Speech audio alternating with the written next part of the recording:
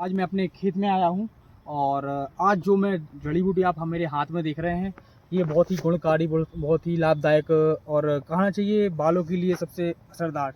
आप देख रहे हैं मेरी हेयर लाइन धीरे धीरे पीछे जा रही है, तो अपने लिए कुछ बनाने की कोशिश कर रहा हूँ। एक जड़ी बूटी ये है भृंगराज। मैं आपको बता दूँ, ये केसराज के नाम से इसे आयुर्वेद में जाना जाता है। और अब मैं इसके माध्यम से अपने लिए एक शुद्ध औषधीय तेल बनाने वाला हूँ। इसका मिश्रण मैं आपको पूरी विधि बताऊंगा, किस प्रकार से हम बनाने वाले हैं। पूरा निर्माणीकरण आपको बताऊंगा, जो आयुर्वेदिक ऑयल बनता है। और जो लोग आपने देखा होगा बाज़ार में, मैंने भी काफ़ी सारे लोगों के ऑयल मंगाकर ट्राई कर लिए हैं, लेकिन ना ही वो उसमें बालों की रीग्रोथ हो रही है और हेयर लाइन भी आपकी ज्यों के त्यों है, और साथ ही साथ बाल भी आपके सफ़ेद हो रहे हैं। उससे बाज़ार में जो ऑयल बनता है उसके ऑयल में और जो हम तैयार करेंगे उसके ऑयल में ज़मीन आसमान का अंतर होगा। वैसे अगर आप आयुर्वेद का थोड़ा बहुत नॉलेज रखते हो, या कोई वैद्य भाई हमें देख रहे हो, या कोई ऐसे जानकार आदमी जो आयुर्वेद के संबंध में कुछ थोड़ा जानकारी रखते हैं, तो मैं बता दूं, जो आयुर्वेदिक जड़ी बूटियों का निर्माणीकरण होता है, जो आप देखते होंगे लोगों की वीडियो में एडवर्टाइजमेंट के तौर पर, जो व्यापारिक उद्देश्य पर मतलब अपने ऑयल बनाने का बिजनेस कर रहे हैं, तो उनका जो ऑयल है, मैंने उनकी जब रिसर्च करी, जिस प्रकार से वो ऑयल का निर्माण करते हैं, देखा होगा आपने, उनने बड़े बड़े डंकों में, बड़े बड़े कढ़ाइयों में ऑयल में उनने देखा कच्ची जड़ी बूटियाँ उनने डाल दी।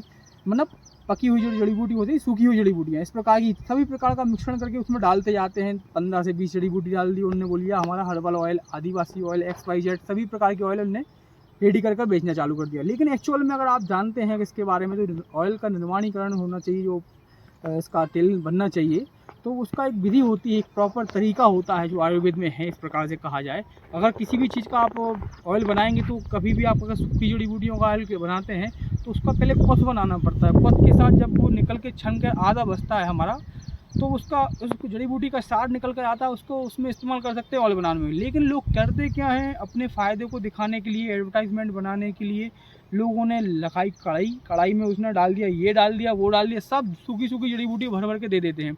अब जड़ी बूटियाँ इस प्रकार से वो जलकर भस्म हो जाती हैं, उसमें उनका औषधीय जो गुण होते हैं वो नष्ट हो जाते हैं, और वो उतने अच्छी तरीके से काम नहीं कर पाते हैं। तो ये कुछ कारण हैं। अगर आप इसको बारीकी से अगर समझेंगे, तो आपको विस्तार से ये चीज़ समझ में आएगी। लेकिन हम जिस विधि से अपने लिए, स्वयं के लिए मैं ऑयल बनाने वाला हूँ, मैं किसी व्यापारिक उद्देश्य से ऑयल नहीं बना रहा हूँ। इस बार मैं अपने खुद की हेयर लाइन जो पीछे जा रही है, मैं उसको देखते हुए और अपने लिए खुद ऑयल बनाने वाला हूँ। उसके साथ एक चूर्ण भी हम बनाने को तैयार कर रहे हैं। जो हमारा चूर्ण होगा, पहले उसके बारे में बता देते हैं। जो हम खाएंगे और लगाएंगे, दोनों काम करेंगे। तो शुरुआत हम तेल से करते हैं। पहले नंबर, तेल में हम सबसे पहले भृंगराज का उपयोग करेंगे। इसके जो पत्ते देख रहे हैं आप, इसके पत्तों से जो ऑयल, मतलब इसका जो रस एक्सट्रैक्ट करेंगे हम, इसका जो जूस निकलेगा पत्तों का, तो वो हम कर लेंगे अपनी। मान के चलिए, अगर आधा लीटर हमने इसमें इकट्ठा कर लिया, तो आधा ही लीटर की मात्रा में हमें कोकोनट ऑयल लेना है, बिल्कुल शुद्ध परा हुआ। और उसके साथ आपको क्या करना है, एक लोहे का बर्तन लेना है, कढ़ाई वगैरह आप ले सकते हैं, और उसको अच्छी धीमी आंच पे बढ़िया तरीके से पकाना है।